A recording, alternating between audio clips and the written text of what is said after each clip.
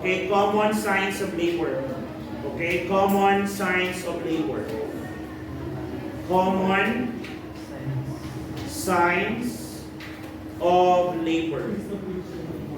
So, common signs of labor. Pag sinabi natin common signs of labor, let's start with letter A, preliminary signs. Okay? Preliminary. Ibig sabihin, if you are near labor process, these are the preliminary signs that you may feel. Number 1, lightening. So basically, na-discuss ko na sa inyo ang lightening. Tama po ba? Yes. Pag sinabing lightening, this is what? Also known as descent. This is also known as your descent. Okay? Lagay na lang natin dyan. This is your descent. Okay? Descent. Ibig sabihin, yung engaging to the filmic inlet. So, lightening or descent. So, lightening or descent, just like I told you, okay, this happens 10 to 14 days. 10 to 14 days prior onset of labor. Prior onset of labor. Do you still remember McDonald's rule? At the level, the full dose at the level of the symphysis pubis is 12 weeks. Between the symphysis pubis and the umbilicus is 16. At the level of umbilicus is 20. At the level of cyclic process is 36. Then on the 37, 38, 39, bumababa ng bumababa. That is actually the start of your descent or lightening. Kaya bumababa siya. So, yung sinasabi ng mga tatanda or ng mga nasa kumadra na, bumababa na yung tiyan mo. Ibig sabihin nun, nag-descent na. Okay? Baby is trying to position itself into the pelvic inlet. Yun ang ibig sabihin ng tinatawag na lightening. Hindi tayo? Yes. So, basically, nagkakaroon ng changes in woman's abdominal contour.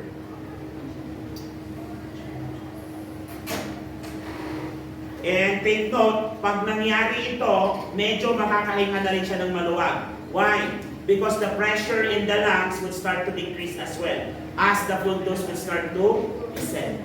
Are we clear? Yes, that is what is your lightening. Kaya nakakahinga na siya ng maluwag. Okay? Ngayon, saan mas mataas or mas mabilis ang lightening? Okay, lightening compared sa primiparas and multiparas.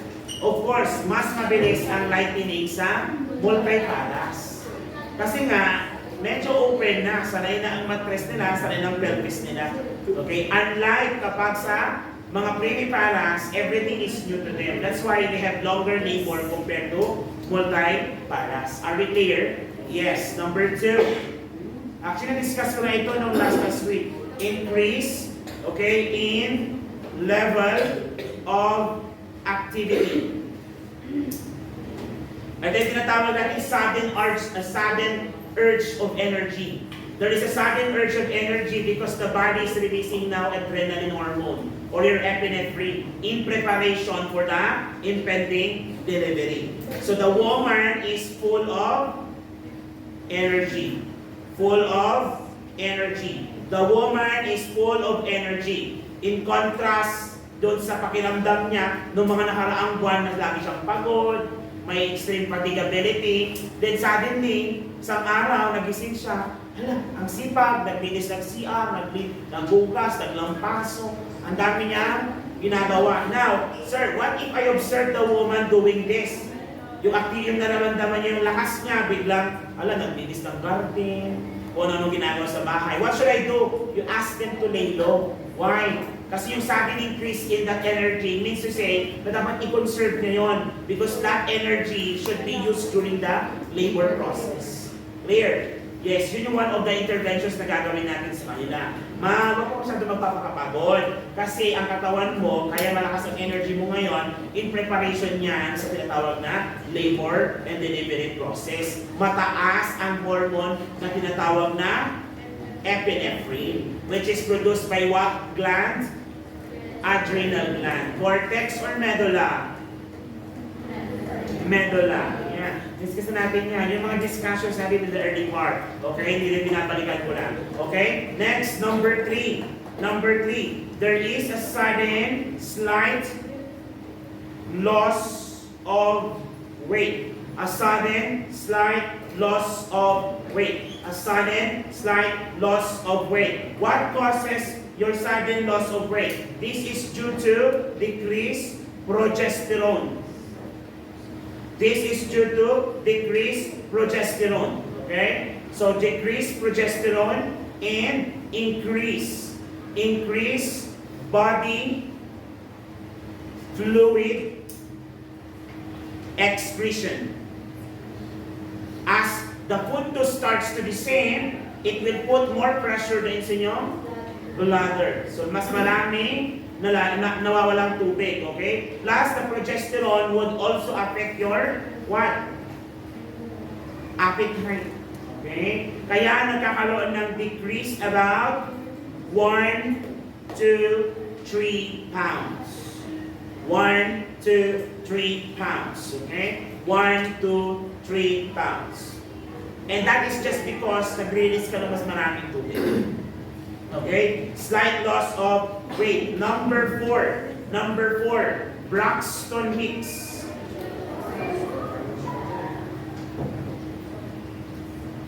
Braxton Hicks contraction. So Braxton Hicks contraction, though this is not a true labor contraction, but an increasing and steady Braxton Hicks contraction would give you an idea na ikaw ay malapit na sa inyong labor. Okay? So Braxton Hicks contraction. Braxton Hicks contraction. Again, you can feel Braxton Hicks contraction as early as what month or what week? End of 12 months. Yeah, 12 months. 12 weeks. Ano yung elepante? End of 12 weeks. So end of 12 weeks or upon entering ng 13th week, yan, start mo nang nararamdaman ng Braxton Hicks. And as the delivery or as the delivery date comes near, mas lumalakas siya at mas lumalakas nararamdaman mo siya. Okay? Number 5 is Braxton Hicks contraction. Hicks contraction. Ano na nangyari sa Braxton Hicks contraction? Intensifies. Number 5, nagkakaroon tayo ng ripening of cervix. So how are you going to assess the ripening of cervix? Through internal examination. Ano na ulit ang other name natin for ripening of cervix? Gödel sign. Okay? This is known as your Gödel's sign. So your Gödel sign is basically the ripening of your cervix. Ano naman yung softening or ripening of the uterus? Hagar's sign. And the discoloration of the cervix, vaginal wall, and uterus to bluish is Chadwick sign. Okay? Sabay-sabay ito mga nangyayari ng mga ito. Okay? So of course, yung ripening of the cervix, this commonly occurs at the last part of the pregnancy.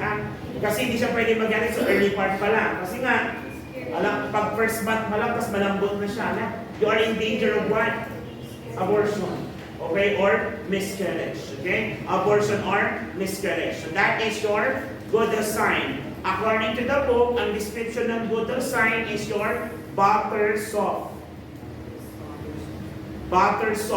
cervix. Okay? Butter soft cervix. Para ka daw mahawak sa butter.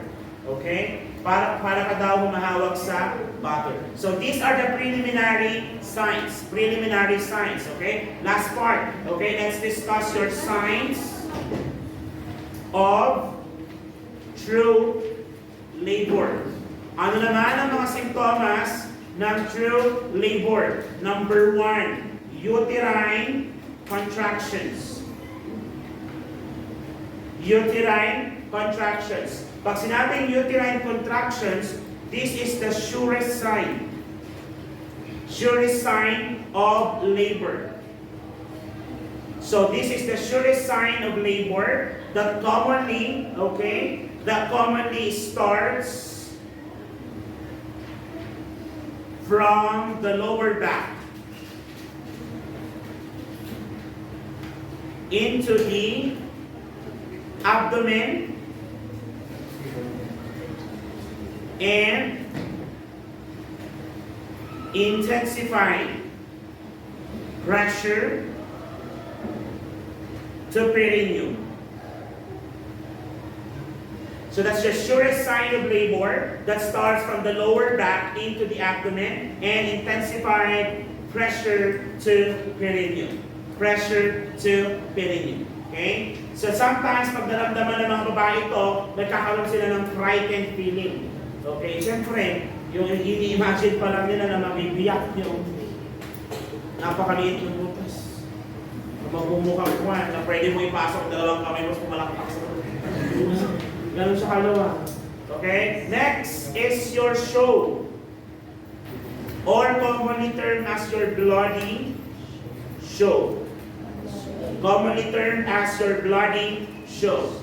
So your bloody show is basically the cervix softens and ripens. Ang initial na mangyayari is the operculum would start to be expelled from the vagina. Still remember operculum? Operculum is the mucus plug, tama? And the mucus plug is the mucus from the vagina contains now a streak of blood. The streak of blood in that mucus plug or operculum is termed as your bloody show. Are we clear? Yes. So that's your bloody show. And the third one is the rupture of membrane. The rupture of membrane or your bowel. Okay, bag of water. Okay, the rupture of membrane or the bag of water. So that is your bag of water. Ngayon, rupture of membrane should occur prior or at the moment na nagkaroon na ng fully cervical dilatation. If the mother is fully dilated, but rupture of membrane still does not occur, then the doctor, the nurse, or the midwife may opt to perform amniotomy. Amniotomy is the artificial rupture of membrane. Sila na mismo ang puputok doon sa bahay bata. Ay bahay, yung the bag of water. Bahay bata is the mattress pala yun. Right? Bag of water. Sila na ang bubutas. The sudden gush of fluids from the vagina.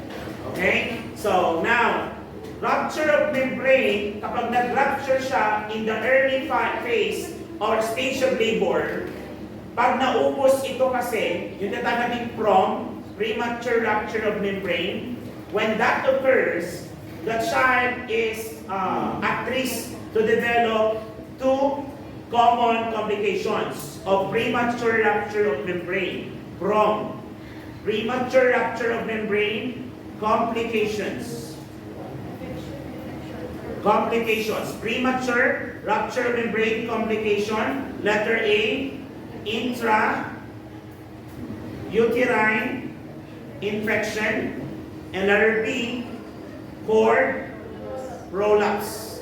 I believe I have explained this already because the cord, okay, pwede siyang i-anod ng tubig or noong amniotic fluid towards the vagina, tapos siya ang mauunang lalabas kesa sa fetus. Is that delikado? Yes, because that cord is the source of oxygen and nutrients of the fetus. Kapag yun ay na-compress at naipit, which will eventually mangyayari kasi magde-descend si baby, that will cause now compressed cord leading into fetal hypoxia. Ano ang manifestation mo na siya ay may fetal distress na? Either tachycardia or bradycardia. Clear? So those are the signs of labor. Do you have any questions? Preliminary signs and the true signs of labor. Okay? So that would be it for now. So we are going to continue the discussion or we'll be sending them